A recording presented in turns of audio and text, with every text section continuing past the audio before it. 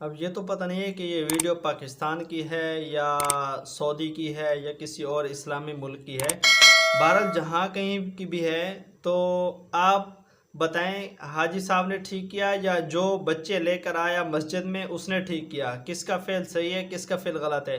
ہم حضور اکرم صلی اللہ علیہ وسلم کی حیات طیبہ کو دیکھتے ہیں. حضور اکرم صلی اللہ علیہ وسلم سجدے میں ہوتے تھے تو حضرت حسن حضرت امام حسین رضی اللہ عنہما یہ آپ کے نواسے آپ کی پشت پر آ کے سوار ہو جاتے تھے اور اللہ کے رسول صلی اللہ علیہ وسلم سجدے کو لمبا کر دیتے تھے.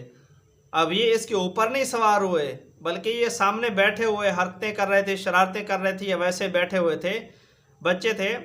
تو دیکھیں بچوں کو مسجد میں لانا چاہیے اور اتنا چھوٹا بچہ بھی نہ ہو کہ جس کے پیشاب کر دینے کا خطرہ ہو.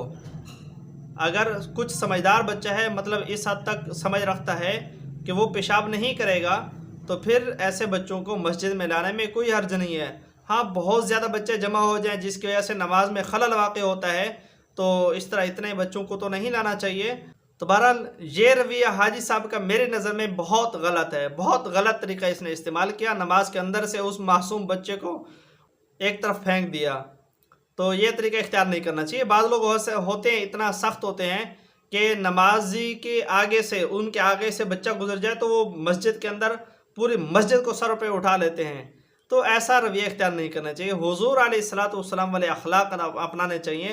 اللہ کے رسول اپنے نواسوں کو مونڈے پہ بٹھاتے تھے، کندھے پہ بٹھاتے تھے اور اپنے نواسی حضرت امامہ کو رسول اللہ صلی اللہ علیہ وسلم جب قیام میں ہوتے تھے تو اٹھا کے کھڑے ہوتے تھے اور جب رکوع میں جاتے یا سجدے میں جاتے اس کو جو ہے نا وہ پھر اتار کے نیچے بٹھاتے، نیچے کھڑا کر دیتے تھے.